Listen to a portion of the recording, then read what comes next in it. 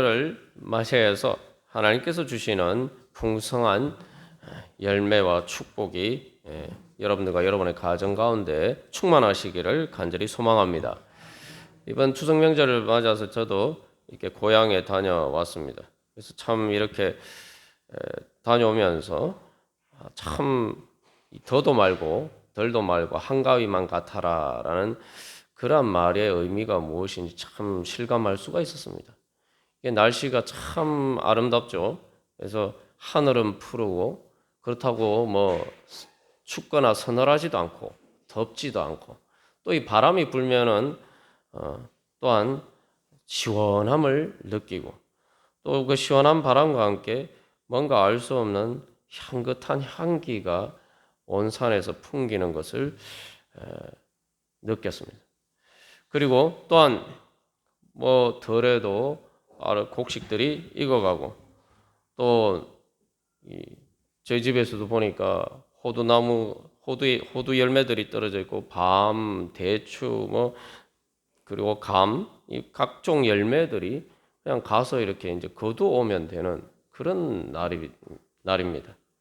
마음이 참 평온해지고 정말 그 시골의 이 가을날 한적한 분위기 속에서 하나님이 주시는 평안함이 이런 것이구나라는 생각을 하면서 동시에 또한 이러한 은혜를 우리에게 주신 이 모든 것들을 창조하신 하나님의 사랑의 품은 얼마나 더 평안하고 또한 행복한 그러한 이 아름다운 가을보다 더 좋은 그러한 풍성한 사랑의 품인지 또 느낄 수가 있었습니다. 오늘 말씀을 통해서 그래서 우리가 이제 또 하나님께서 주시는 새로운 은혜의 지경으로 나아가기를 간절히 소망합니다. 요즘 우리가 이제 말씀을 통해서 나누고 있는 것은 우리가 하나님께서 주시는 더 큰 축복을 받는데 장애물이 되는 것들을 이제 제거하는 그런 영적인 경작을 해야 됨을 우리가 살펴보고 있습니다. 그래서 하나님께서는 우리에게 모든 축복을 다 준비해 주셨어요. 오늘 장로님 기도하시면서 여호와 일에 말씀하셨습니다만 하나님 모든 축복을 예수님을 통해서 이미 우리들에게 다 주셨고 예비해 주셨습니다. 문제는 우리가 이제 믿음으로 바로 하나님의 축복을 받는 것을 가로막는 그 장애물만 제거하면 된다는 거죠. 무슨 다시 말하면은 그 장애물은 하나님이 제거하셔야 되는 거고 하나님 앞에서는 하나님 편에서는 우리에게 부어지는 축복에 어떤 장애물도 없어요. 그래서 예수님을 통해서 예수 그리스도까지 아끼지 않고 우리에게 주셨다. 그러니까 하나님 아끼지 않고 주셨기 때문에 하나님 편에서 우리에게 축복을 주시는 데는 아무런 장애물이 없습니다. 그럼 뭐가 문제냐? 우리에게 문제가 있단 말이죠. 하나님의 축복을 받지 못하게 만드는 우리 안의 장애물을 우리가 제거해야 됩니다. 자, 그러면은 그런 장애물이 무엇일까? 우리가 하나님 주시는 축복 소망하면서 오늘 말씀을 통해서 하나님이 깨우쳐 주시는 그 영적인 장애물, 하나님의 축복을 가로막는 그 장벽들을 제거하는 그런 영적인 경작의 자리에 가운데 나가기를 간절히 소망합니다. 그 스톡홀름 정우군이라는 그런 말이 있습니다. 이게 무슨 말이냐 하면은 1973년에 8월 23일부터 28일까지 스웨덴의 이제 스톡홀름의 이 은행 강도들이 점거하고 은행 직원을 인질로 잡았던 그런 사건입니다. 그런데 이제 이 한 5일 동안 인질들이 범인들하고 지내다는데 이 인질로 잡혔다고 풀려났을 때에 이 인질들로 잡혔던 사람들이 인질범들을 옹호하는 이제 발언을 했단 말이죠. 그래서 이제 사실 이제 미국 FBI 조사에 따르면은 95%의 인질들은 이런 징후를 보이지 않는데 이제 그러한 이상한 현상을 보였다고 합니다. 그래서 그걸 이제 스톡홀름 정우군이라고 합니다. 그게 뭐냐 하면은 학대받거나 그렇게 고통받는 받은 피해자가 그 가해자를 옹호하는 그런 현상이죠. 이게 이제 오늘날도 여러 가지 많은 사회 문제들을 일으키고 있죠. 뭐 이런 이 세뇌라는 것도 그런 것이고, 특히 이제 요즘 문제가 되는 이제 그루밍이라는 것도 사실은 이제 그런 문제죠. 또한 요즘 그래서 이제 그 TV에서 뭐 가스라이팅이라는 말도 이제 많이 등장하는데, 그 가스라이팅이란 가스등이라는 그 가스라이팅이라는 그러한 이 소설에서 나온 말입니다만, 이게 이제 지속적으로 이제 세뇌를 시켜서 마음대로 다른 사람을 이제 조정하는 그러한 일들이죠. 그러한 일들이 오늘날 여러 가지 뉴스를 통해서도 우리가 접할 수가 있습니다. 여기서 이제 가장 왜 이런 일들이 일어날까? 이게 우리가 상식적으로 이해하기 어려운 일인데, 우리가 하나님께서 주시는 축복을 받는데도 바로 이러한 문제가 똑같이 작용하고 있단 말이죠. 한마디로 말하면은 피해자가 왜 가해자를 옹호하고 가해자가 시키는 대로 하느냐? 결국 피해자가 가해자가 머리가 되고 피해자는 가해자의 몸과 같이 되는. 그러니까 조정하는 대로 움직이는 거죠. 그래서 오늘 예배 부르면서 골로새서 말씀에서도 여기 옛사람과 그 행위를 벗어버리고, 또 로마서 말씀에서도 그렇게 이야기하죠. 제 몸이 죽어 다시는 우리가 제에게 종노릇하지 않아요. 왜 하필 몸이라는 표현을 썼냐 하면 그런 의미가 있어요. 골로새서 말씀에서 또 다른 곳에 땅에 있는 지체라고 그래요. 지체. 이게 다 이 죄의 옛사람을 따라서 움직인단 말이죠. 마치 그 피해자가 가해자의 몸인 것처럼 움직이듯이. 그래서 우리도 이제 하나님의 축복을 받으려면은 하나님 아버지가 말 그대로 내 아버지잖아요. 그러니까 또 예수님과 내 자신을 동일시하면은, 우리가 그 믿음이 있으면은 우리가 축복을 받을 수가 있는 거예요. 근데 우리가 그 축복을 받지 못하게 하는 가장 큰 장애물은 예수님과 내 자신을 분리해서 생각한다 이 말이죠. 피해자가 왜 가해자를 옹호하는 일들이 일어나느냐? 물론 그 사람들도 자기들이 피해를 본다는 생각을 못할 수도 있지만 많은 경우 그걸 아는 경우도 많아요. 그런데도 왜 그러냐? 한마디로 말하면 가해자를 자기 자신과 동일시하기 때문에. 그게 핵심적인 문제입니다. 그러니까 우리도 마찬가지예요. 왜 우리가 하나님이 주신 축복을 못 받느냐? 나를 사랑하신 예수님을 내 자신과 동일시하지 않고 예수님을 따르는 것과 내 자신을 분리해서 생각하기 때문에. 그래서 오늘 예수님께서 말씀하실 자기 십자가를 지고 자기를 부인하고 자기 십자가를 지고 나를 따르라 이 말씀이에요. 그게 바로 하나님께서 주시는 축복을 받는 비밀입니다. 그런데 그것을 반대하는 힘이 내 안에 자리 잡고 있단 말이죠. 우리가 이제 지난주에 살펴본 것처럼 왜 영적인 경작을 해야 되느냐. 그리고 영적인 경작을 해도 에덴 동산처럼 뭐 그렇게 성장하면 참 좋은데 왜 땀 흘리고 고통스럽게 심지어 피까지 흘려야 되는 그런 영적 경작을 해야 되느냐. 그 이유가 가장 중요한 첫 번째는 바로 우리가 이제 죄의 종이 되었기 때문이죠. 이제 에덴 동산에서 타락해서 죄의 종이 되었기 때문에 이게 이제 우리가 다시 하나님의 축복의 자리로 돌아가려면은 죄와 사망의 권세가 가만 놔두지 않죠. 이게 정권이 바뀌는 문제. 쉽게 말하면 여러분, 북한 사람들이 대한민국에 가서 살고 싶다 탈북하는데 북한 정권에서 그래 너희들 살고 싶으면 마음대로 가서 살아 이렇게 가만 놔둡니까? 아니잖아요. 죄와 사망의 권세도 마찬가지예요. 바로도 마찬가지예요. 이스라엘 백성들이 노예에서 해방돼서 그들이 가나안 땅으로 가려고 할 때 바로가 그냥 놓아두지 않았단 말이에요. 그래서 이러한 문제들이 있기 때문에 죄와 사망의 권세가 우리를 지배하고 있었기 때문에 우리가 거기에서 벗어나 하나님이 주신 축복을 얻으려고 하면은 그 죄와 사망의 권세와 싸워서 이겨야 됩니다. 이건 말 그대로 전쟁이에요.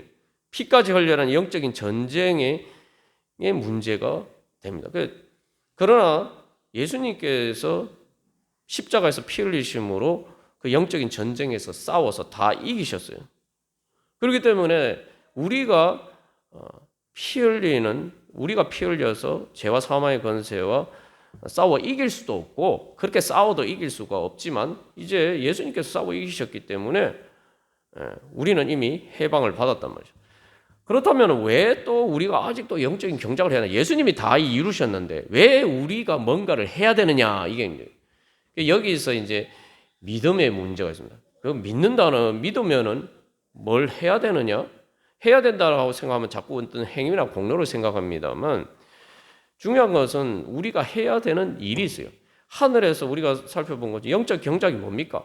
아무리 기름진 땅이 있고 하늘에서 비가 내리고 모든 기후 조건이 완벽하게 갖추어져도 농부가 농사를 지어야 열매를 거둘 수가 있죠. 예. 이제 문제는 왜 우리가 경작해야 되냐? 뭘 경작해야 되냐? 왜 내가 해야 되느냐? 예수님이 다 하셨는데 왜 내가 해야 되는 일이 아직도 남았느냐? 그것은 바로 그 남은 문제가 내 안의 문제이기 때문이에요. 내 자신의 문제이기 때문이에요. 이게 적과 싸우는 문제가 아니라 그 적이 내 안에 있다는 말이죠. 쉽게 말하면은 내가 그 적을 숨겨주고 있는 것과 같아요. 내가 그 적을 껴안고 내가 같이 살고 있어요. 적이 밖에 있으면 싸워서 이기면 되는데 문제는 예수님이 그 적과 다 싸워 이기셨는데 내가 그 적을 아직도 내 안에 숨겨주고 있단 말이죠. 그래서 이제 믿음은 뭐냐면 영적인 경작이라는 것은 바로 내가 숨겨주고 있는 그 죄와 사망의 권세를 내가 주님 앞에 내어놓는 거예요. 내가 숨겨주지 말고. 예. 그러면 우리가 생각할 때 아니 도둑이 우리 집에 숨어 들어와서 왔는데 내가 왜 숨겨줍니까? 여러분 어떤 예를 들면 강도가 그래서 경찰이 막 잡으려고 찾으러 다니는데 강도나 살인범을 내 집에 왜 숨겨줍니까, 여러분? 여러분 같으면 그렇게 하시겠어요? 그렇게 안 하죠. 근데 그렇게 할 수 있는 경우가 있죠. 어떤 경우입니까? 그 강도나 살인범이 내 가족일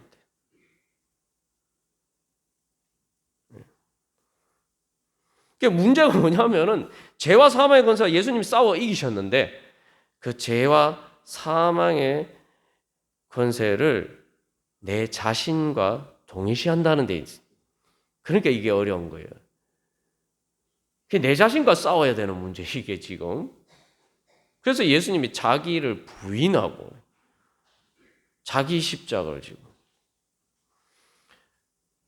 자기 부인과 자기 십자가의 문제가 뭐 나중에 주님을 위해서 헌신하고 이런 문제도 당연히 넓게 다 포함합니다만 1차적으로는 바로 거기에 있는 거예요. 그래서 예수님이 자기를 부인하라고 말씀하신 거예요. 내가 예수님이 싸워 이기신 그 적과 내 자신을 동일시한다 이 말이죠. 그래서 오늘 뭐 주보 앞에 글에도 은혜 받지 않는 영적 은혜를 받지 않는 신앙생활 그런 신앙생활이 어디 있느냐 이렇게 생각하겠죠. 왜 영적인 은혜를 받지 않느냐? 영적인 은혜를 받으면은 내 안에 있는 죄와 사망의 권세는 쫓겨나야 돼요. 그러니까 영적인 은혜를 받지 않는단 말이에요. 세뇌가 돼서 영적인 은혜 좋다. 그러나 내가 그 은혜를 받으면은 내가 내 자신처럼 생각하는 내 안에 죄와 죽음의 권세가 사라지거든요. 그러니까 그 은혜를 받을 수가 없는 거예요. 쉽게 말하면 내가 적의 편에 서 있는 거예요. 영적인 스톡홀름 증후군에 우리가 빠져 있는. 네. 그러면 왜 그런 문제들이 생기겠습니까? 사실 이걸 깨달아 알아야지 우리가 진짜 하나님의 축복을 받는 그 문이 열립니다. 그래서 예수님이 자기를 부인하고 자기 십자가를 지고 나를 따르라는 말씀하십니다. 이게 안 돼요. 내가 뭐 그래? 나는 그런 적이 없는데 나는 예수님 사랑하고 예수님을 내 자신과 동일시하지. 내가 무슨 죄와 사망의 권세와 내 자신을 동일시하나? 나는 그런 적 없어. 이렇게 생각하면 아직도 나는 깨닫지 못하는 겁니다. 오늘 예수님 말씀에 듣기는 들어도 듣지 못하고 보기는 보아도 알지 못하고 깨닫지 못하고 아직 그런 자리에 있는 거예요. 아직도 세뇌에서 벗어나지 못한 거예요. 이게 초월이라는 것이 그래서 한계를 벗어나야 한계가 보여 있거든요. 한계 안에 있는 사람은 절대 자기 한계가 보이지 않습니다. 뭐 우리가 보통 뭐 어떤 세상에 뭐 여러 가지 능력의 관점에서 생각하면 내 한계를 우리가 많이 체험합니다만 한계를 체험한다는 것은 내가 뭔가 그 한계를 초월해야 되겠다는 열망이 있는 거예요. 그런데 이제 이 진짜 세뇌가 되면은 내가 이 한계가 있다는 사실을 깨달아 알지 못하고 그렇기 때문에 내가 뭐 한계를 초월해야 되겠다, 영적으로 성장해야 되겠다 이런 생각 자체가 안 드는 거예요. 그래서 뭐 그루밍을 당한 사람 피해자라든지 아니면 이 가스라이팅을 당한 피해자들도 마찬가지예요. 내가 거기에서 벗어나야 되겠다는 생각 자체를 못하고. 이게 한마디로 우리가 영적으로 세뇌가 되어 있어요. 그게 바로 아담이 받은 아담이 그 심판의 결과로 자기 스스로 초래한 저주입니다. 그게 저주예요. 그 저주라는 게 뭡니까? 완전히 홀린 거죠. 저도 이렇게 살다 보면 꼭 뭐 이렇게 영적인 문제뿐만 아니라 가끔 너무 어이없는 실수들을 하고 그럴 때 보면 이게 내가 이게 도대체 왜 그러나 막 이런 생각을 이제 할 때가 이제 종종 있습니다만 이게 이제 그런 게 일종의 세뇌죠. 예. 그래서 이제 로마서 6장 6절에서 왜 그런 문제들이 일어나냐? 로마서 6장 6절 보면 분명히 옛사람이 죽었다. 제 종로를 하던 옛사람이 이제 예수를 믿어서 그 옛사람이 죽었다. 이게 뭡니까? 뭐 죽을 것이다 라고 아니고 죽었다는 거예요. 이미 예수님께서 십자가 달려 돌아가심으로 이미 그 제 종로를 하던 옛사람이 제거가 됐어요.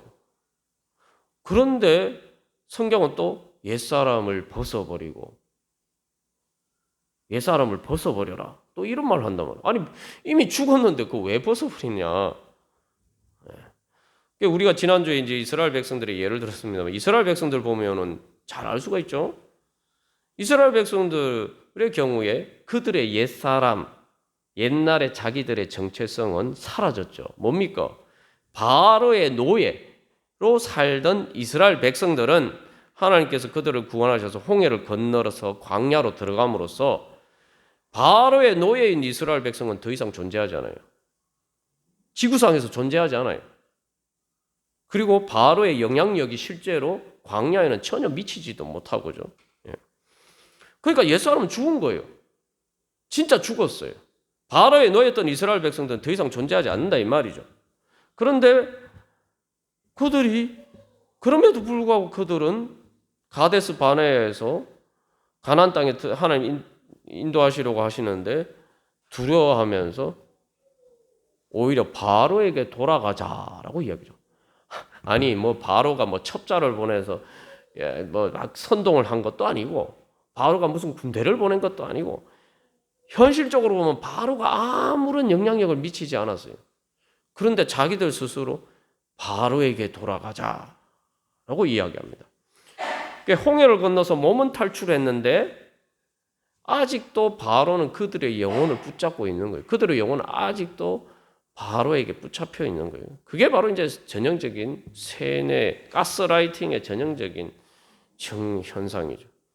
아니 바로가 이스라엘 백성들을 얼마나 괴롭혔습니까? 성경 뭐 출애굽 보면 우리 잘 알잖아요. 너무 괴로워서 막 울부짖으면 제발 하나님 우리를 여기서 구원해 주십시오. 그리고 뭐 심지어 태어난 애들까지 죽이고 자기 자식들까지 죽인 바로가 뭐가 좋다고 바로한테 돌아가자고 그럽니까? 그 이유가 있죠. 하나님보다는 바로가 낫구나. 그런 생각을 하는 거죠. 하나님보다는 바로가 낫고. 오늘 바로도 잘못됐지만 그래도 하나님 따라가다 우리 죽겠구나. 하나님 따라와서 가나안 땅에 들어갔다가 전쟁하다가 뭐 거인족 속들하고 싸우다가 우리 완전 다 죽겠구나. 그럴 바에는 노예로 살아도 차라리 뭐 세상 사람들에게 좀 그런데 굴러도 이승이 낫다는 것처럼 가나안 땅에 하나님 따라갔다가 죽을 바에는 차라리 바로한테 돌아가서 좀 노예로 살아도 사는 게 낫지. 뭐 이런 거 아닙니까? 그게 이제 우리 안에 어떤 생각이냐면 뭐 그래도 예수님 따라가다가 내가 진짜 뭐 희생하고 손해 보느니 차라리 내가 세상 따라 사는 게 낫지.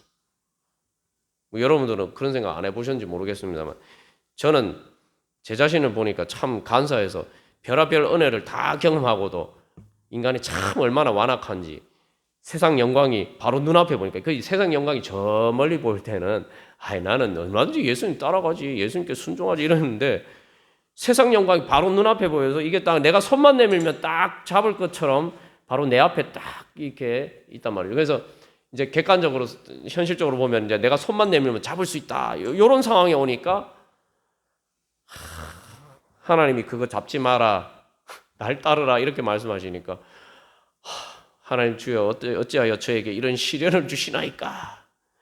그래서 다윗이 주의 신을 내가 떠나 어디로 피하리까 뭐 이런 거예요. 그래서 막 불순종하면서 막 이게 도망다니고 사실 참 부끄러운 그런 그 과거가 있었습니다.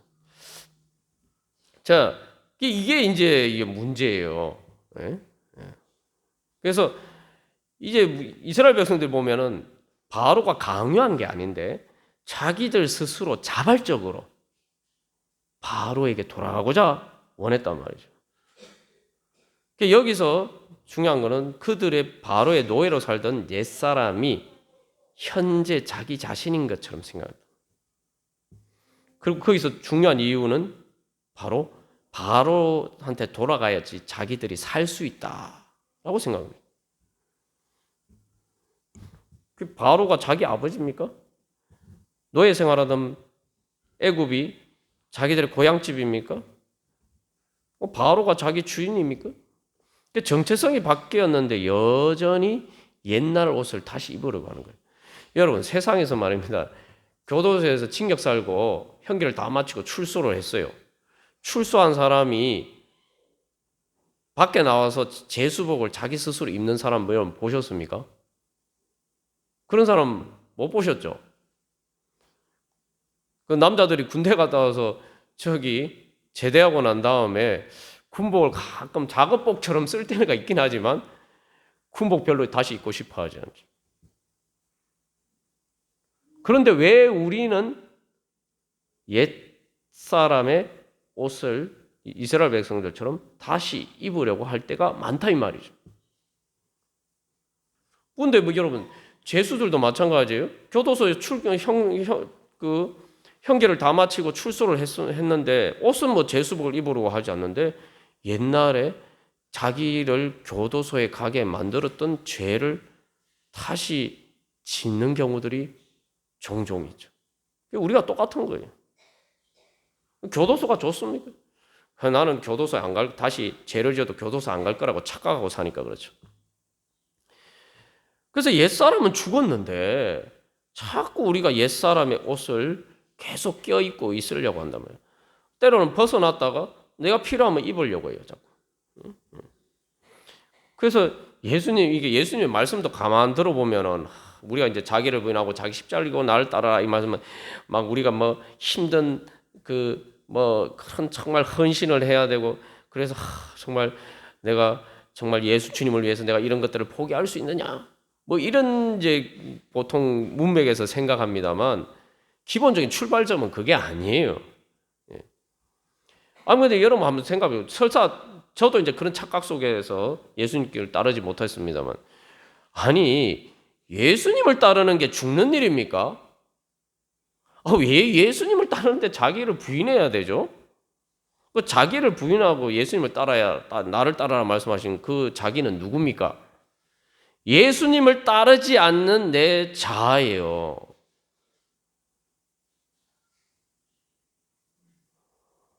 그러면 이걸 여기 또 누가복음에서 너희가 목숨을 구원하고자 하면 이럴 것이요 누구든지 나를 위하여 제 목숨을 잃으면 구원하리라고 하는데 여러분 예수를 왜 믿습니까? 여러분 예수님을 왜 믿습니까? 목숨 구하려고 예수 믿는 거 아닙니까? 단순히 육신의 목숨뿐만 아니라 나중에 몸이 부활하는 육신의 목숨만 구하는 게 아니라 말 그대로 내가 영생을 얻기 위해서 말 그대로 내 목숨 구하려고 예수 믿는 거 아닙니까? 그런데 그렇게 살기 위해서 목숨 구하기 위해서 예수님 믿었는데 왜 예수님 따라가는 게 목숨을 잃어버리는 것이다 라고 생각할 수가 있습니까? 그러면 그런 예수를 어떻게 믿습니까? 이스라엘 백성들이 하나님 따라서 가나안 땅에 들어갔다니 이제 전쟁하다 다 죽게 되겠다 이렇게 생각을. 야, 그러니까 이스라엘 백성들이 바로에게 돌아가려고 하는 결론은 하나님은 우리를 인도해서 내서, 그 이스라엘 백성들이 입버릇처럼 하는 얘기가 있잖아. 왜 하나님이 그냥 애굽에서 바로의 종살이 하면서 그냥 그대로 놔두지 왜 광야로 이끌어내서 우리를 여기서 죽게 만드냐. 자꾸 그들의 입에서는 뭔 얘기를 하냐면, 무슨 얘기를 하냐면 하나님은 우리를 인도해서 죽이시는 하나님이다. 자꾸 이런 얘기를 해요. 아니, 그런 하나님은 믿을 필요가 없죠. 당연히. 내가 예수님 따라갔다가 내 목숨 잃으면은 그런 예수님 여러분 믿을 필요가 없습니다. 예수님이 그런 분이면 여러분 예수님 안 믿으셔도 돼요. 그런 예수님 따르지 마십시오. 그런데 이상해요. 제 자신도 그렇고, 아니 예수님 따르는 순종하는 것이 무슨 소가 도살장에 끌려가는, 제가 여러 번 이제 제 간증을 했죠. 소가 도살장에 끌려가는 심정이란 거예요. 그리고 제가 진짜 소가 도살장에 끌려가는 심정이었던 거는 하나님이 진짜 천국의 축복을 주신 축복의 문이 열리는 그곳으로 인도하시는데 왜 그렇게 가기 싫은지, 제가 지금까지 신앙생활 하면서 그렇게 하기 싫었던 때가 그때보다 더 싫었던 때가 없어요. 그때 안 갔으면 진짜 하나님이 주시는 그 엄청난 축복을 다 놓쳤을 거 생각하면 가슴이 섬뜩합니다. 아, 그때 어쨌든 간에 뭐 가기 싫었지만 억지로지만 그래도 가서 참 다행이다. 그때 안 갔으면 큰일 났을 텐데. 뭐 그렇게 생각. 근데 중요한 거는 진짜 안 갔으면은 그런 축복을 경험하지 않았을 것이기 때문에 그때 안 갔으면 큰일 날 뻔했다. 이 생각 자체도 못 하는 거예요. 이게 함정입니다. 그래서 예수님이 너희가 듣기는 들어도 듣지 못하고 보기는 보아도, 이 한계를 넘는다는 게 그런 문제예요. 한계를 넘어봐야지, 아, 내가 참 주님을 따르지 않은 바보 같은 짓을 하고 있었구나라는 걸 깨달아요. 근데 그걸 가보지 않으면 자기가 바보 짓을 하고 있다는 거, 세뇌당해 가스라이팅을 당해 있다는 거 사실 자체를 깨닫지 못하는 것이죠. 그래서 이제 누가복음 9장의 말씀을 보면은 누가복음 9장 23절에서는 예수님이 자기를 부인하고 예수님을 따르라고 말씀하는데 9장 25절에서 예수님은 뭐라고 말씀하니까 사람이 만일 온천하를 얻고도 자기를 잃든지 빼앗기든지 하면 무엇이 유익하리요? 아니 23절에 예수님 따르다가 예수님 따르기 위해서 부인해야 되는 자기하고 25절에서 예수님을 위해서 자기 목숨 25절에서 예수님을 따르는 가운데 따름으로써 얻는 자기는 뭡니까 이게? 왜 자기가 둘이죠? 전혀 다른 자기죠. 그래서 온천하를 얻고도라는 말이 뭐냐면 마귀가 예수님에게 시험했던 것처럼 내가 온 세상 너한테 다 줄게. 하나님을 섬기지 말고 나를 따라라. 온천하를 얻기 위해서 예수님을 버리면은 자기를 잃거나 빼앗긴다. 그게 무슨 유익이 있느냐? 그 말씀. 여기서 제일 중요한 건 그래서 자기예요. 자기. 내 자신. 내 자신이 중요한 거예요. 내 자신을 잃어버리면 뭔 소용이 있습니까, 여러분? 아무리 많은 재산이 있고 아무리 많은 좋은 게 있어도 그걸 누릴 내 자신이 죽으면 무슨 소용이 있어요? 여기서 제일 중요한 건 내 자신이. 진짜 누가 내 자신이냐? 뭐가 진짜 내 자아냐? 그래서 이제 우리가 세상 살다 보면 자꾸 세뇌를 당하게 되죠. 여러분 한번 생각해 보죠. 세상 살면서 세뇌 안 당하면은 죄와 사망의 권세, 가스라이팅 안 당하는 게 이상한 거예요. 현실적으로. 안 그렇습니까? 여러분 교회에서 여러분 신앙생활 한다 하지만 저도 한참 정말 열심히 신앙생활 할 때 뭐 하루에 뭐 2시간씩 기도하고 뭐 30분 성경 말씀 보고 그렇게 했습니다만 아니 그래봐야 다 합쳐봐야 2시간 반 아닙니까? 세상에서 내가 세상에 보통 다른 예수 믿지 않는 사람들과 같은 일을 하는 시간은 그 말할도 얼마나 많아요. 그러면은 당연히 우리가 상식적으로 생각하면 양으로 보면은 내가 신앙생활하는 시간과 신앙생활에 집중하는 시간과 내가 이 세상에서 그냥 예수를 일반 사람들처럼 사는 시간에 이 양을 생각해 보면은 우리가 가스라이팅 안 당하는 게 이상한 거 아닙니까? 뭐 거짓말도 두세 사람이 우기면은 막 내가 잘못 알고 있는 거가 막 이런 생각이 들어요. 그게 가스라이팅이거든요. 가스라이팅 할 때 저는 뭐 진짜 분명한 사실인데도 전부 다 야, 너가 잘못 알고 있는 거야. 그거 아닌데? 자꾸 이런 식으로 이제 속이는 거죠. 자꾸 이렇게 압박을 가는 거예요. 그러면 내가 착각하고 있는 거야. 내가 정신이 이상해졌나 막 이런 생각을. 객관적으로 보면은 이게 우리가 가스라이팅 안다는 게 이상합니다. 오히려.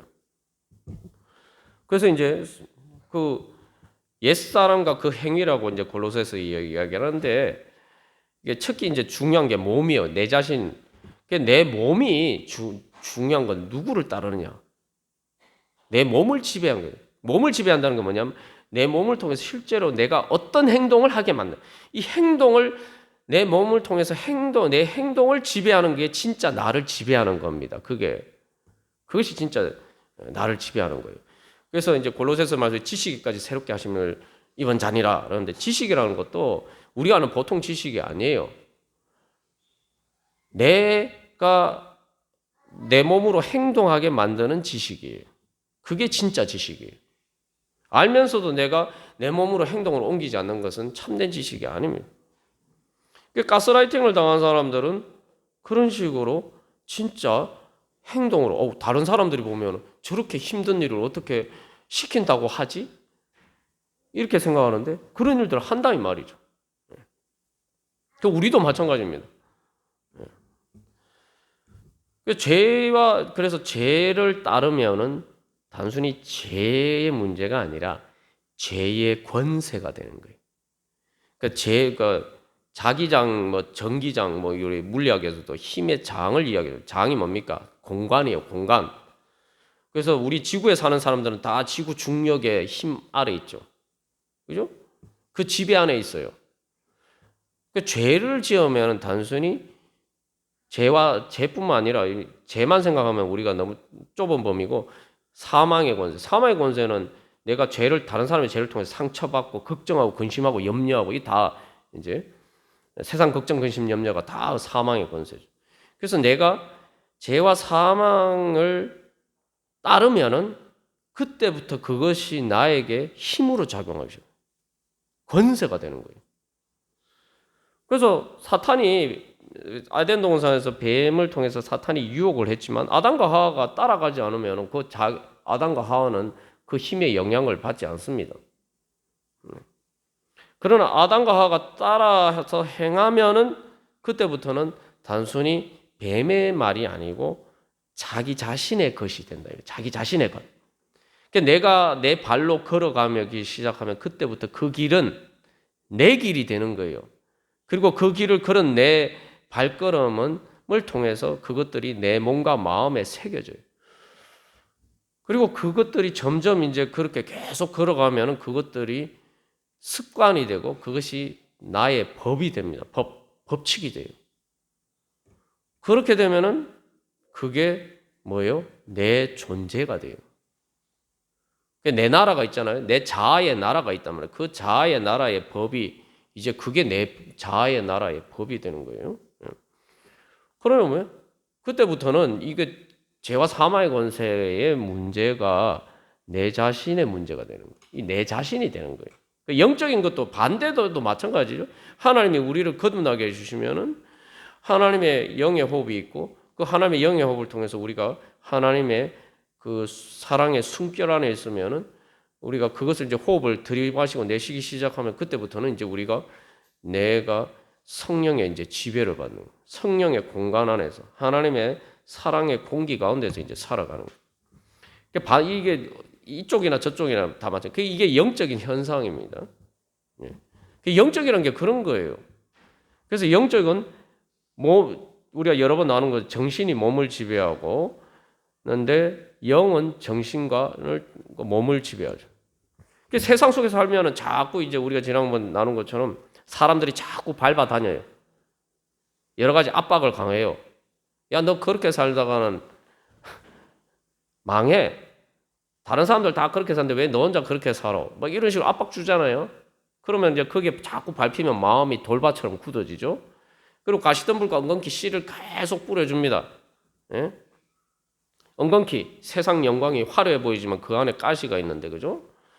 그게 자꾸 뿌려지면은 물론 그게 안 좋은 건지 아는데 그게 이제 가라지로 다가오죠. 가라지는 거짓이죠. 그래서 그게 이제 문제는 내 안에 씨가 뿌려지면은, 씨가 거기서 죽으면은 상관이 없는데, 그게 내 안에 씨가 돼서 그것이 이제 자라나서 싹이 트고 뿌리를 내리기 시작하면은, 그때부터 밖에서 뿌려진 것이지만 그게 그때부터는 내 자신의 한 부분이 되는 거예요. 그래서 식물은 땅과 한 부분이 돼요. 뿌리로 엉켜 있는 게 엉켜 있어요. 그래서 여러분 시골에서 이거 잡초 뽑아 보신 분들은 알겠지만, 잡초 뽑으면은 잡초가 그냥 잡초만 싹 딸려 나옵니까? 잘 안 딸려 나오죠. 왜냐하면 흙과 엉켜 있기 때문에. 그때 뿌리 뽑으면 막 흙이 막 통째로 막 이렇게 구덩이 파지듯이 막 돼. 그게 뭐냐면은 이제 내 안에 뿌려진 그런 것들이 이제 내 마음의 밭에 뿌리를 내리기 시작하면은, 자라기 시작하면은, 그때부터는 이게 내 존재와 내 마음과 얽히고 설켜서 이제 내 자신의 한 부분이 되는 거예요. 그러니까 그때부터는 그겁니다. 그거 뽑아내면은 내 자신의 피부를 도려내는 것 같아요. 이게 그러니까 이게 저기 자기를 부인하는 게 어려운 거예요. 예수님이 자기를 부인하고 그 다음에 자기 십자가를 지고라고 말씀하셨잖아요. 이게 이제 내 자신의 한 부분이 되니까 이제 이게 고통스러운 거죠. 예. 가시덤불과 엉겅퀴를 내가 우리의 영적인 경장하면 그거 그냥 뽑으면 된다 이렇게 단순하게 생각하는데, 뽑으려고 해도 그게 이제 찌르는 부분이 있기 때문에 막 내가 아프고 실제로 피 흘립니다. 여러분 제가 보시면 여기 막 지금 추석 명절에 고향 갔다 왔는데 이 얼굴에 막 자세히 보시면은 뭐 마스크 쓰면 안 보이지만 요 약간 흔적들이 있는데, 이게 이제 시골에 가서 그 저기 풀 좀 뱉더니 막 이게 풀들이 저를 막 이렇게 핥혀서 그렇게 됐어요. 근데 가시덤불과 엉겅퀴를 손으로 만지면 더 그렇죠. 근데 단순히 그런 문제가 아니에요. 이게 이제 나를 찌르는 거예요. 그래서 자기 내 살을 막 도려내는 것 같은 거예요. 전쟁은 쉽습니다, 여러분. 전쟁은 내가 아닌 다른 적과 싸우는 거기 때문에, 전쟁도 물론 고통스럽고 힘들지만 그래서 싸우면 돼요. 근데 이게 왜 예수님이 자기 십자가라고 말씀하셨냐면은, 이게 이제 내 자신을 안에서 내 자신의 한 부분을 도려내야 되는 거예요. 그러니까 여러분, 내 자신에 대한 공격이 되면 아주 작은 자극도 그 어떤 것보다 더 고통스럽습니다. 여러분, 내 몸에 이렇게 뭔가 찌르면은 바늘로 그냥 살짝만 이제 자극을 줘도 얼마나 아픕니까? 이게 내 자신에 대한 공격이 되면은 이게 상상도 할 수 없는 고통이 되는 거예요. 그러니까 자기 십자가인 거예요. 말 그대로 진짜 무슨 십자가 지는 것 같죠. 무슨 진짜 뭐 우리가 예수님 따라서 베드로나 바울처럼 뭐 순교를 해서 제자들처럼 순교를 해서 자기 십자가가 아니고, 내가 예수님 따르려고 하는데 이게 막 그러려면 내 안에 이 그 옛자 죄와 사망의 것을 도려내려고 하니까 이게 내 자신의 한 부분이 되어 있어서 막 나를 찌른 것처럼 그렇다 이 말이죠. 그래서 자기 십자가예요. 그러나 중요한 것은 그렇다고 그냥 내버려 두면은 우리는 예수님 따르지 못합니다. 예수님 따르지 못하면은 오늘 이제 천국의 비밀, 하나님 나라를 볼 자들도 있느라 예수님 말씀하셨는데, 그러면은 예수님 따르지 않으면 천국의 비밀은 우리의 것이 되지 않습니다. 하나님 나라도 우리의 것이 되지 않고 하나님 나라에 들어갈 수도 없어요. 너무 고통스럽다. 이 추석 명절에 참 은혜 받으려고 교회 왔더니 참 목사님 엄청 부담스러운 말씀만 하시네 이렇게 생각할 수 있지만, 여러분 복음의 진리를 깨달아 알면은 세상에 제일 쉬운 게 영적인 경작이에요. 세상에 제일 쉬운 게 자기를 부인하고 자기 십자가를 지고 예수님 따르는 겁니다. 믿음이 없으면 세상에서 제일 어려운 것이지만, 진짜 믿음에 눈을 뜨면 예수님이 천국의 비밀이 너희들에게는 알려졌다. 그 천국의 비밀을 알면은 세상에 제일 쉬운 게 예수님 따르는 거예요. 그래서 사도 바울이 고백하지 않습니까? 갈라디아 2장 20절에서 뭐라고 고백합니까? 나를 사랑하사 나를 위하여 자기 자신을 버리신 하나님의 아들을 믿는 믿음 안에서 사는 것이다. 그 중요한 단어가 있어요. 나를 위하여. 나를 위하여. 여러분, 우리는 그래서 자꾸 이렇게 죄와 사망의 권세, 예수님을 따르지 않으려고 할 때 우리 안에 거부 반응이 일어날 때 사실 예수님과 내 자신을 분리해서 생각하고. 근데 예수님은 나를 자기 자신처럼 생각하셔서 내 죄를 대신 지시고 십자가를 지셨어요. 예수님이 우리에게 베푸신 은혜가 뭐냐? 나를 자기 자신처럼 생각하신 거예요. 내 죄를 자기 자신의 죄처럼, 내 고통이 자기 자신이 마땅히 겪어야 될 고통인 것처럼, 나의 죽음이 예수님이 당해야 될 죽음인 것처럼, 우리가 그 예수님을 보면은 무엇이 진짜 내 자신인지, 무엇이 진짜 내 자신을 위하는 것인지, 무엇이 진짜 내가 사는 길인지, 무엇이 진짜 아주 단순하게 무엇이 진짜 나의 이익을 위한 것인지 우리가 깨달아야 합니다. 그것을 깨달아 알면은 예수님 따르는 것이 즐겁고 기쁜 일이죠. 그래서 히브리서 12장 우리가 여러 번 읽었습니다만 히브리서 12장 10절에서 너무 답답하다는 거예요.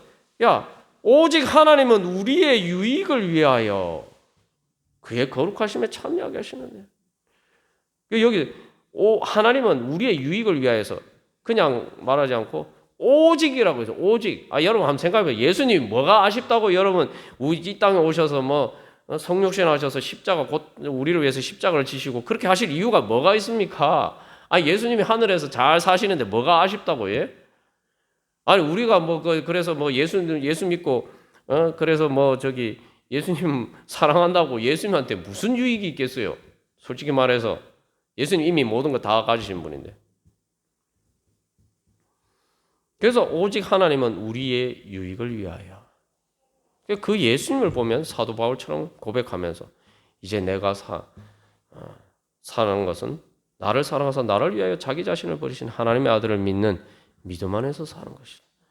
이제 우리 그러한 믿음의 고백으로 바로 이제 예수님께서 우리 살려주신 새 사람, 바로 진짜 내 자신을 위해서 우리가 예수님 즐겁게 믿음으로 따르기를 간절히 소망합니다.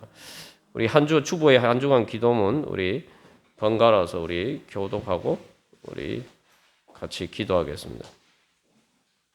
1번 먼저 제가 읽겠습니다. 그리스도와 함께 십자가에 못 박힌 옛자를 부인하여 제 종노릇하지 않게 하소서.